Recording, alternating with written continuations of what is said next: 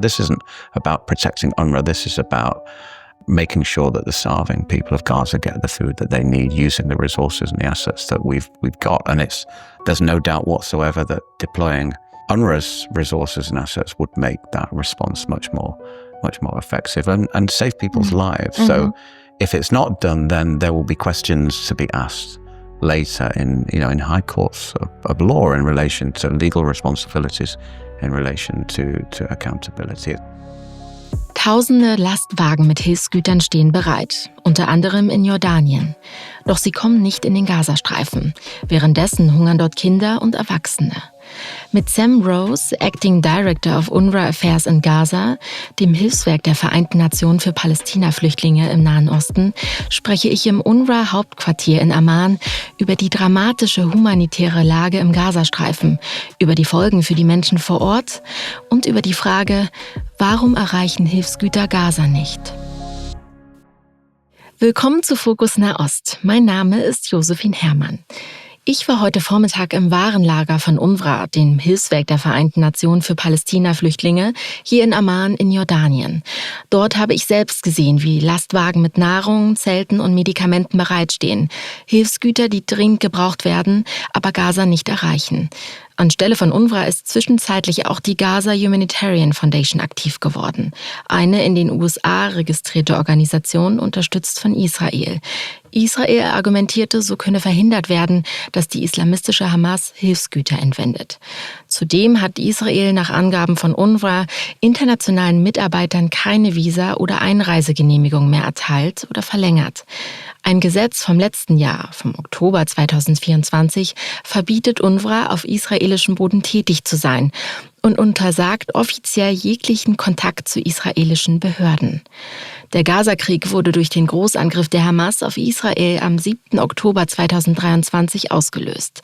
Dabei wurden nach israelischen Angaben 1219 Menschen getötet und 251 als Geiseln verschleppt.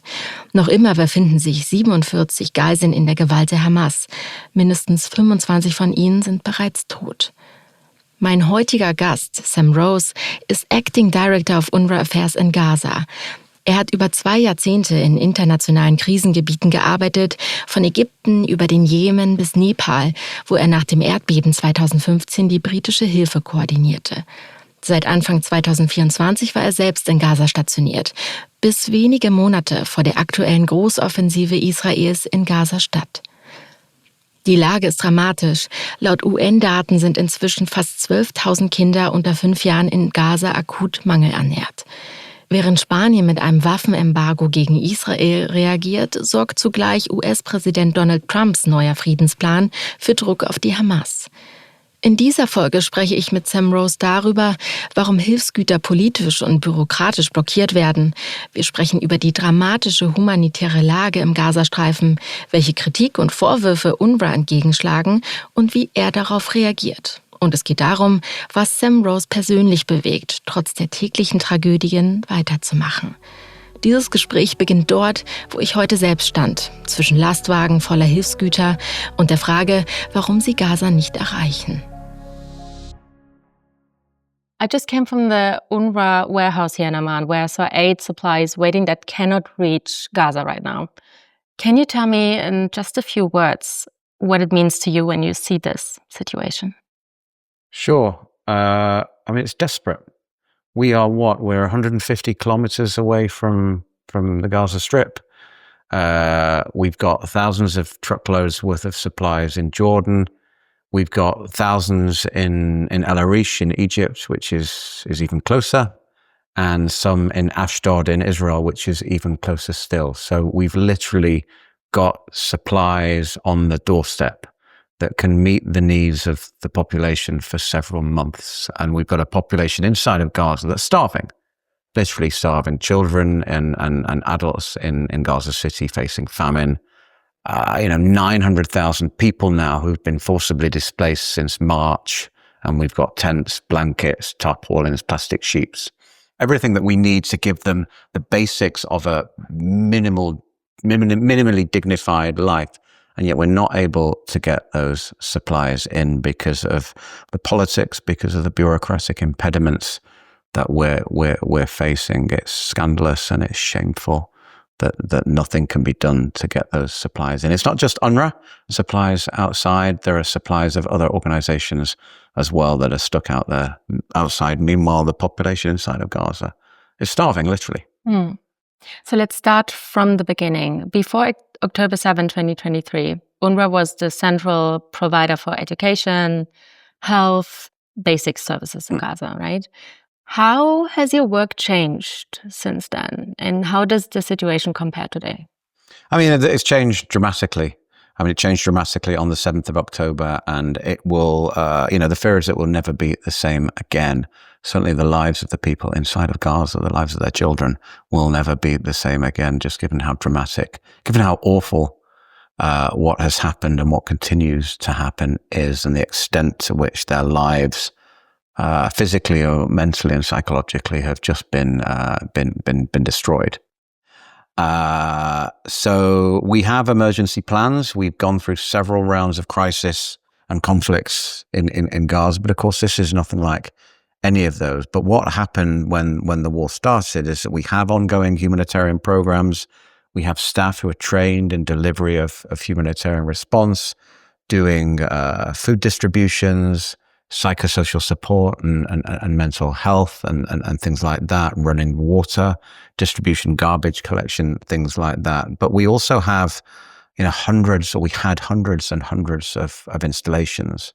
Those installations, buildings, primarily schools, that are also prepared to function as emergency shelters when there's a crisis in Gaza, because typically what happens when there are heavy bombardments in Gaza is that the population is displaced and they seek refuge in UNRWA schools. So we had the basics of what we needed to do. We've been able to respond so effectively to date because we have those services. We have, over 1,000 trained medics.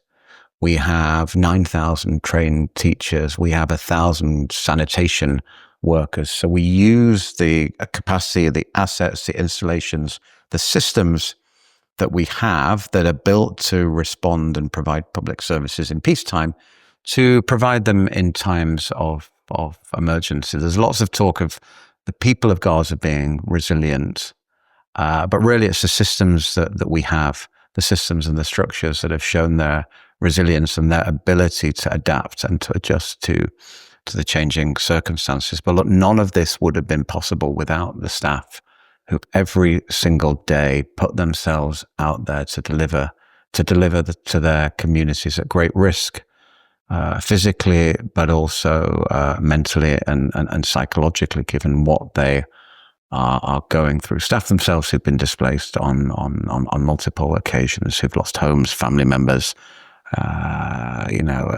etc. But so it's the combination of the staff, but also the systems and the structures that we have in place that allow us to continue responding today. But we're responding to a humanitarian crisis, the likes of which the world has really seen few parallels in recent history, given the intensity of it all, the lack of safety for anyone, and the fact that the Gaza Strip has largely been hermetically sealed for much of the past 22 months, and nowhere for people to go, and very difficult for us to bring the basics in to meet their needs. Yeah.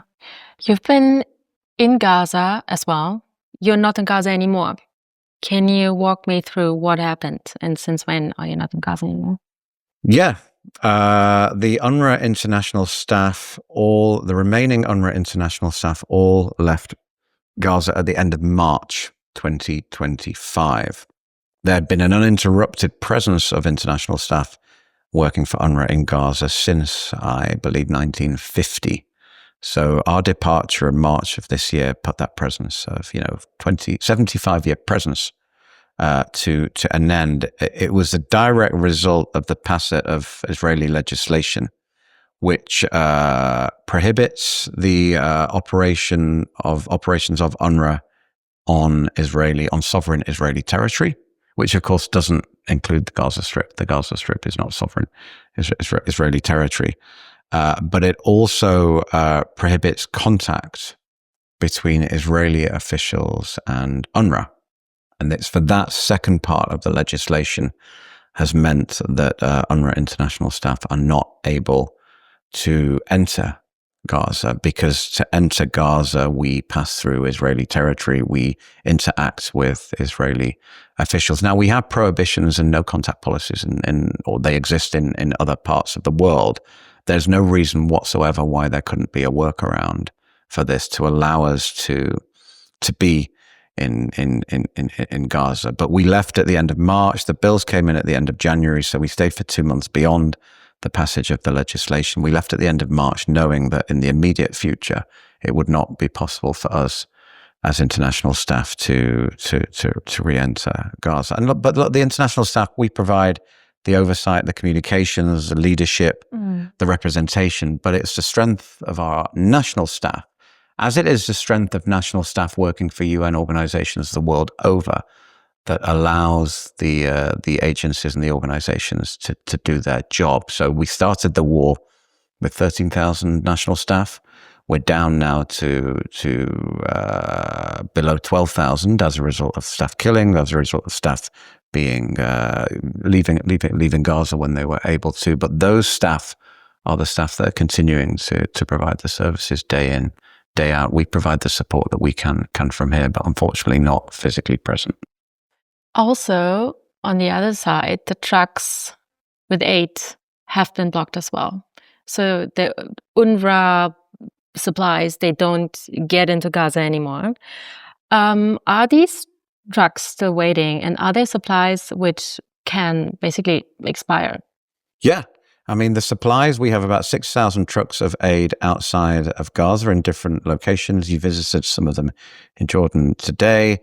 About half of those are food, and about half of them are what we call shelter items: tents, tarpaulins, blankets, etc. There's a lot of medicines and a lot of hygiene items, bars of soap and sanitary materials and things like that, but they're less bulky.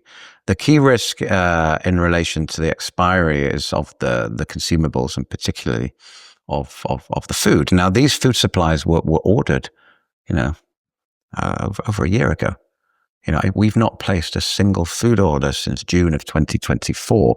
It's been the problems of access, of entry of supplies that have meant that those supplies are not able to come in addition to the specific prohibitions and restrictions against UNRWA. I mean, we've had a 3 or 4 month period this year when literally nothing came in under UN auspices to Gaza, and that was no coincidence that it's during that period that the famine set in Gaza City. So we are doing what we can to bring those supplies in, which in essence means handing them over to other organizations so that they can bring them in on our behalf. That proves very time consuming, quite laborious. But that's something that we are working towards where we can. The additional complication of all of this, of course, is that how do those supplies get distributed when they get inside of Gaza? Exactly. And the agencies that we're working with to bring the supplies in, some of them are facing specific restrictions from donors. One donor in particular, of course, to involve UNRWA in the distribution of those supplies inside of the Gaza Strip, which, quite frankly, when we're talking about food, when we're talking about famine, when we're talking about the capacities and resources that UNRWA has inside of Gaza to get those supplies to people as quickly and as effectively as possible is something that's really quite difficult to kind of reconcile, given our ethical, moral, and legal responsibility, and I mean, let's say of the international community, but of Israel, to facilitate the distribution of or the entry and the effective distribution of those supplies. But that's the political reality that we're dealing with. We have very little ability as UNRWA to change that political reality, but of course member states do, and that's what we're calling on them to do. If not for the sake of UNRWA, this isn't about protecting UNRWA. This is about making sure that the starving people of Gaza get the food that they need, using the resources and the assets that we've got. And there's no doubt whatsoever that deploying UNRWA's resources and assets would make that response much more effective and save people's lives. Mm-hmm. So if it's not done, then there will be questions to be asked later in high courts of law in relation to legal responsibilities, in relation to accountability. It's also not just the fact that supplies are expiring, but that it costs a lot of money to keep these supplies outside of the Gaza Strip, money that donors have entrusted us with. And again, not just UNRWA, because all organizations are facing difficulties bringing supplies in right now. But money that's been spent and intended to be used for the people of Gaza is being used to pay for storage, pay for demurrage, for trucks that are sitting outside in the sun and in a few months' time in the rain. So very kind of difficult to kind of stomach and accept all of this for that. And that's why we push against it, but it's the reality that we've got right now, unfortunately. Israel alleges that Hamas diverts humanitarian supplies once they are inside, right? How do you address these accusations? And what safeguards are in place to ensure that aid, once it crosses, let's say that UNRWA aid supplies cross the water again, how do you make sure that aid actually reaches people who need it most? Yeah. Look, we had in UNRWA the longest uninterrupted large-scale food operation managed by the United Nations anywhere in the world, operating from 1950 until about March of this year. We deliver those supplies directly, so we have complete control over the end-to-end process of when the food enters Gaza, or even when it reaches ports, rather, in this case, let's say in Egypt, and then it gets to our warehouses and our distributions inside of the Gaza Strip. We have complete control over the distribution system, the registration system. We know exactly who that food is going to. So that is the starting point. Secondly, we've heard these accusations. We're committed as UNRWA, as the wider UN system, to always make sure that we are distributing aid as effectively as possible and in line with our principles. And of course, Gaza is an incredibly, it's a complex political environment, but it's logistically the easiest place any of us have ever worked. Can you explain that?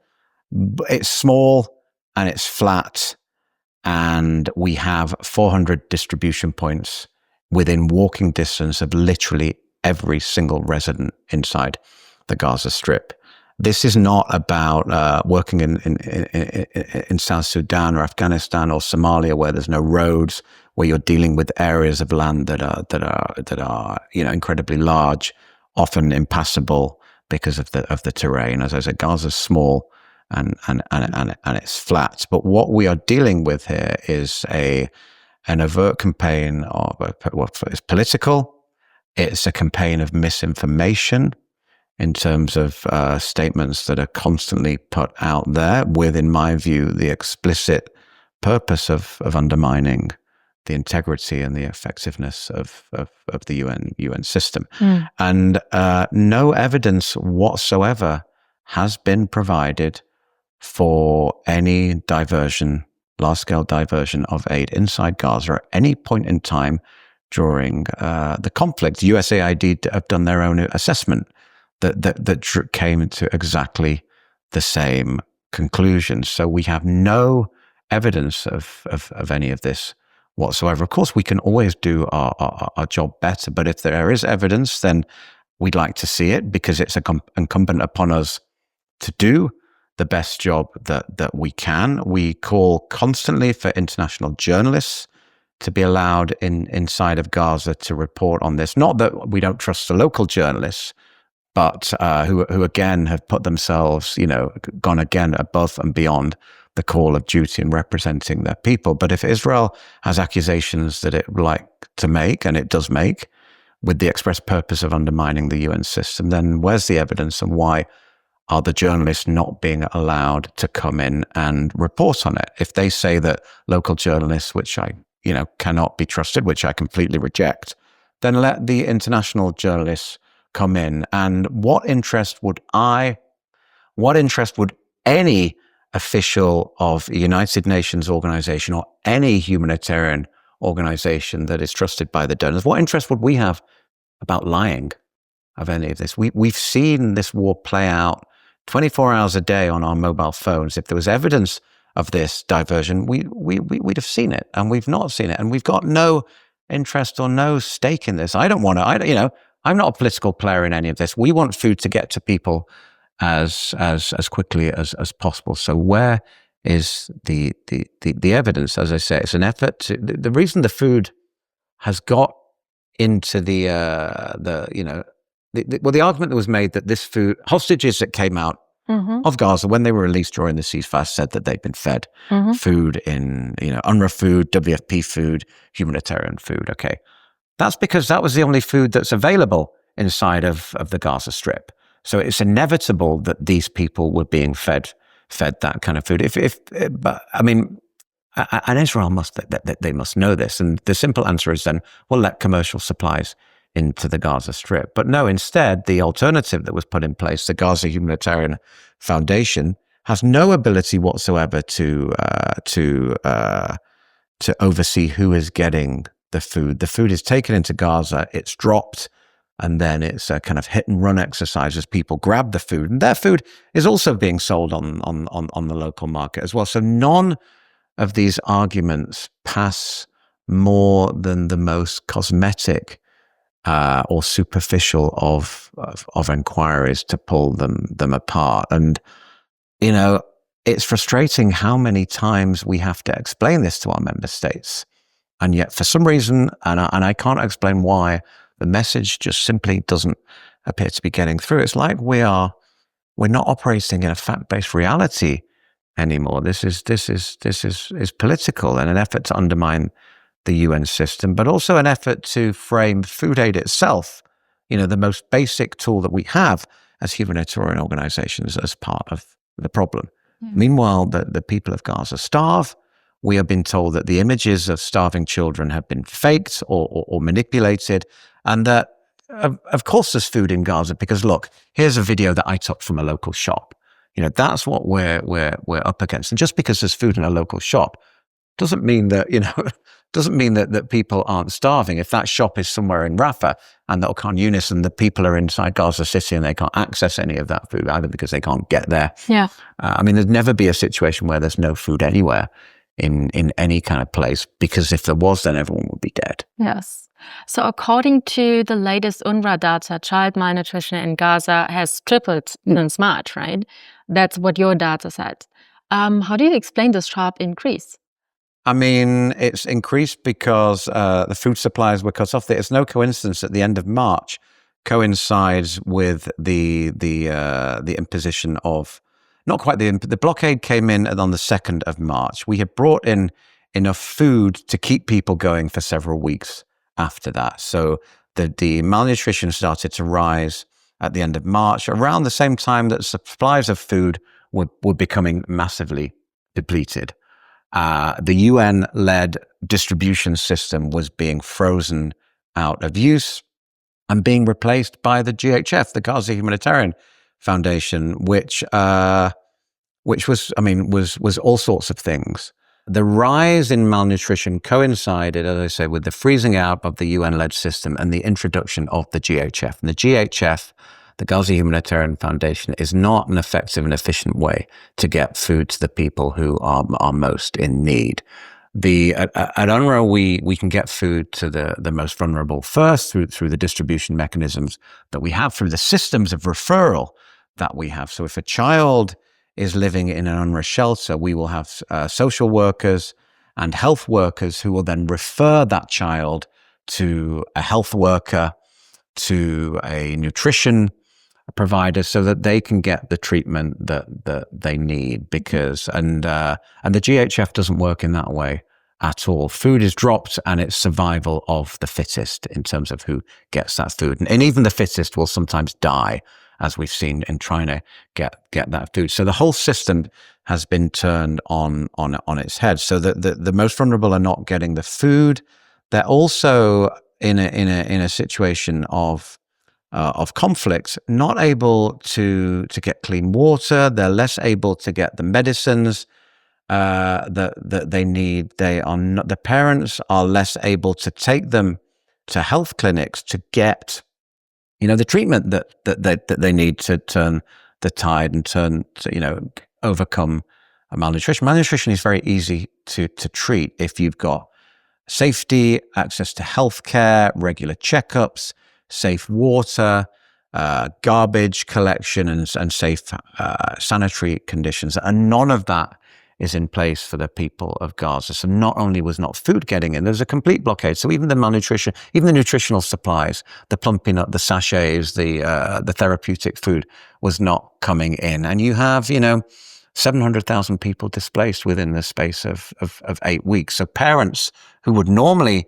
have been taking their children for the weekly checkups, growth monitoring, height monitoring, infection control at health clinics were not able to do that because they were on the road again. They were on the move again. And the staff who were operating the health clinics, providing those services, were also on the move again. So it's tragically no coincidence that the rise in the rates of malnutrition, and UNRWA is the largest screener of malnourished children across the Gaza Strip, started to rise with the blockade, the depletion of food, the exhaustion of food supplies, and the introduction of the Gaza Humanitarian Foundation.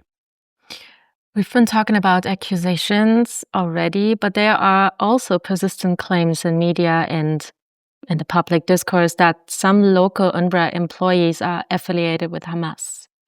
Given the stakes, can you detail what specific vetting, monitoring, and investigative measures UNRWA has in place to address these claims with independent verification, not just internal protocol?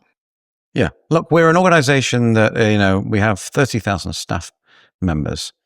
Allegations were made against a tiny number of staff working in Gaza, where, as I said, we started the war with 13,000. I think initially it was 9 staff members, then the numbers went up to 12. Those allegations were made, and our Commissioner General immediately put all staff on. Essentially, he fired them without any due process, given the seriousness of those claims and the impact on our ability to meet the needs of the people of Gaza. And also, we've got to ensure effective use and effective stewardship of donor money. But UNRWA, that followed what followed were 2 things. One was an investigation by the Independent Office of Oversight of the United Nations, and a separate inquiry led by a former French Foreign Minister, Catherine Colonna, to assess the systems and processes and frameworks that UNRWA has in place to manage all of these risks. We operate in a highly volatile, a highly difficult political environment, and as do many humanitarian organizations across the world. Hamas has been in control of Gaza since 2007. To do our job effectively, we have to engage with Hamas at a technical level, and there are very strict procedures and guidance in terms of how we do that, set out by the United Nations. This is not UNRWA's own guidance, but the report and the mission and the inquiry led by Catherine Colonna found that we have, essentially the most robust mechanisms for review of any humanitarian organization anywhere around the world, and that's because we provide the services ourselves. We're not subcontracting or cascading or passing on the risk to other organizations through contractual arrangements. We actually, we manage the risks and we manage the personnel ourselves, but we're a UN organization. So to ensure the integrity and the neutrality of our staff, we have our own procedures, but we rely on member states who have their own security apparatus, their own intelligence apparatus, whatever they do, to provide us with advice and to help us do our job on the assessment that it's in our collective interest that this works effectively. So all details of all UNRWA staff are passed and have been passed for several years now. In the case of Israel, since I believe, more than 15 years, on a 6-monthly basis to the Israeli Ministry of Foreign Affairs, so that we carry out the checks that we can in terms of background checks, in terms of what we can do on the ground, in terms of responding to any breaches that come to our attention. But of course, we rely on member states in whose interest it is that we're able to deliver these services, to bring any instances, any concerns to our attention. May I ask how these internal procedures look like? Can you just name an example? Yeah, I mean, we have a strict, for example, social media policy. If staff are found to be in breach of that, and social media is public, and we have many, many detractors around the world who publicize, alleged breaches, that is brought to our attention. We have internal review committees and investigations committees. We have a whole investigation unit across the organization that looks into these things. That's one element of it, and actions are taken. We have strict prohibitions on political activities of any of our staff members. And again, as soon as any of this comes to our attention, action is taken. It's very difficult to prosecute, possible to prosecute people for a crime that hasn't happened. So we combine this with, very robust, very regular and systematic awareness raising, requirements that staff sign codes of conduct, sign, and agree to the provisions of working for United Nations organizations and UNRWA in particular. And as I said, this whole thing was reviewed by Catherine Colonna and her team and was found to be more robust than any organization had in place. We can never be perfect in these situations. What we can do is show that we're serious and that we do everything that we can. And one part of that, a key part of it, was providing the staff list, the staff information to the government of Israel. As to other governments, we're here in Amman, so to the Jordanian government as well, right, and acting on evidence that comes back. But we don't get the evidence. We get lists and accusations, and absent evidence, we can't take. We're an organization with rules and procedures. We cannot take action without that evidence. But in this case, in January 2024, given the gravity of the situation and the criticality that we continue these services, the Commissioner General took actions without any due process. When the due process was completed, it was found that there may have been cases where some of the staff were involved, but none of this was conclusive. And that some staff, it was simple mistakes in terms of the names, or that there was no evidence that was provided. But we're not a police service, we're not a security service. We have to work with the governments in the region and the governments where we work to conduct these activities. And we've shown a complete seriousness, a greater seriousness, given the risks, given the scrutiny and the intention that's on UNRWA to conduct that and discharge that responsibility than other organizations. And we recognize that is because of the sensitivity of the environment. Israel also criticizes the educational materials in UNRWA schools, right? How do you ensure that this material is free of propaganda, incitement, or content that can fuel radicalization? Yeah, look, we use host authority materials. That's the refugee practice around the world. In Gaza, we provide education until the 9th grade. The materials that we're using have to be accredited with the ministries of education so that children can graduate from our schools and then continue their education in host authority schools. It's the same here in Jordan. We go up to the 10th grade here. We use host authority materials, and they're accredited. Clearly, in some instances, host authority materials reflect a national narrative, and in the case of Palestinians, it's a narrative of self-determination. We have teams and units that review all the pages in every textbook that we use. Where does that happen? That happens locally, but it also happens centrally in Amman. Given the sensitivities of this, and we review tens of thousands of pages of textbooks every year to assess their adherence to UN standards around, actually most of this is around age appropriateness, but also around certain neutrality issues. And in a very small number of those thousands of pages that we review, issues are found. As I say, most of these are to do with age appropriateness. So children being exposed to certain violent issues that are not workable for us, and that will, not in line with our views and our positions as a United Nations organization. Where those pages are present in the textbooks, and it's typically for the higher grades as children get involved in more complex issues.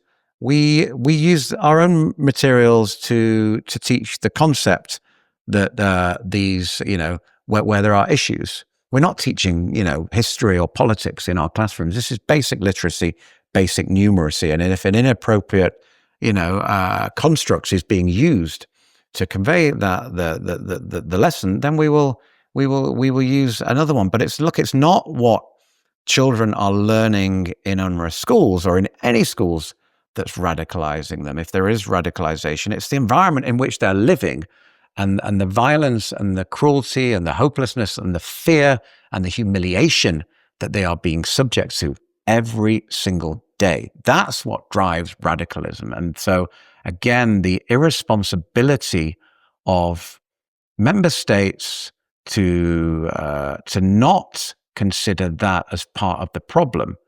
We're committed to making sure that children are not exposed to these issues in our schools. Of course we are. It's in our interest more than it's in a donor. It's in our interest, and but there needs to be an appreciation that it's not. That's just not what's radicalizing children in Gaza. It's their lived experience that is radicalizing children in Gaza. UNRWA schools across the region have done more to build the public sectors here, but not just here, but also in the Gulf, where many UNRWA teachers of the 60s and the 70s graduated too, because there were no education systems there were behind, oddly, at the time, the education systems here. So the UNRWA education system should be framed as one of the proudest and most successful endeavors of the United Nations anywhere in the world, if not anywhere, certainly in the region, if not the world, and shouldn't be seen as a factory of hate, because it's simply not the case. I would love to talk about your personal perspective on certain things. You once described life in Gaza as a life of humiliation and cruelty. Can you share one encounter that has personally stayed with you? Yeah, but maybe I'll kind of flip it a bit, because not flip it. I mean, we've been there amongst, and I was there for 15, 16 months, amongst the bloodshed, amongst the bombardments, amongst all the things that you see on the TV in terms of, sick people, injured people, dead people, but, destruction on a level that, is comparable with Dresden or Hiroshima or Stalingrad, or these kind of, the images that we have in our heads when we think of these horrors over the past decades, and the stuff that we learned as we were growing up. And of course, the next generation growing up will be seeing the images of Gaza City and Rafah and Khan Yunis tragically in their textbooks, and in their, this is what they will be taught. But I think so there's all of that. And I mean, that's kind of ongoing. And in a way, the only way you can process it is just to keep going and not stopping to think about it too much, because the scale of this stuff is just too overwhelming to process. But look, what sticks with me is what our staff continue to deliver on a daily basis, despite all of this. And again, the work that they do to put the people of Gaza first, to meet the needs of their communities day in, day out, at massive personal risk and under massive personal pressure, given the expectations that are on them. But, they will do whatever they can, even if, to save the life of a single child. And at the same time, the outside world is the outside. The politicians and the people in charge, can they seriously look themselves in the mirror and say, I have done absolutely everything that I can to protect the lives of an individual child? I think, that's the question that needs to be asked in a situation where every hour of every day, on average, a child is being killed, being murdered in Gaza. And the staff, they're dealing with, hardship beyond anything that any of us could or should have to deal with. So staff, one instance, a staff member came to me and apologized for not signing a contract. I asked why. He said, well, I had to go to the hospital this morning. I asked why. He said his brother's or his sister-in-law's house was hit. She was killed. His niece was injured and his nephew was injured. Young children under 10. And I said, well, what about the father? Oh, he died of cancer a couple of years ago before the war. So I'm looking after the children now. But don't worry, I'll have the contract signed this afternoon. A similar occasion when a staff member wrote and apologized because they had to go to a funeral because their brother had been killed, but they'd take a half day's leave and they'd file it in the system and they'd be back in the afternoon. And literally, what can you do apart from sob in these instances? And but it's the kind of normality and the mundanity of all this. It's not because these people are tougher than we are. The attitude to death and burials and family connections in Gaza, it's as strong as it is anywhere in the world. But it's the fact that people are dealing with levels of grief, loss, and hardship that are beyond anything that anyone should have to put up with. And the only way they can keep going is to keep going and refuse almost to process it. Because if you do, and if you stop swimming or whatever, you will just drown. It's that level and the scale of all of this that at some point there have to be some kind of reckoning and at some point people will have to process, and all of us who've been involved in it will have to process it. But I think in terms of what sticks with me, it's that, as well as I think kind of the basic humanity. We've seen the worst, certainly in my lifetime, of humanity in Gaza in terms of what's happening and those who are committing these atrocities, but those who are, it's too difficult and it's too complicated for them to do anything about it. Try telling that to my staff, who, as we speak, are, working under bombardment. They won't tell you that it's too difficult and too complicated, but the fact that they will continue to deliver. So this disconnect between the worst of humanity and the best of humanity, but the fact that these people should never have been required to do any of this, of course, but they are doing it and they will continue to do it because they have no choice. This becomes, for them, essentially the meaning of life. The purest form of nonviolent resistance anywhere in the world is to stay alive and to keep meeting the needs of their communities. It's really quite extraordinary. I have 2 short closing questions. What is your greatest wish for tomorrow, concretely? That tomorrow be better than today, that this all end. Because if it doesn't end, then we know for a fact that it will be worse than today. But that this, somehow, it just comes to an end.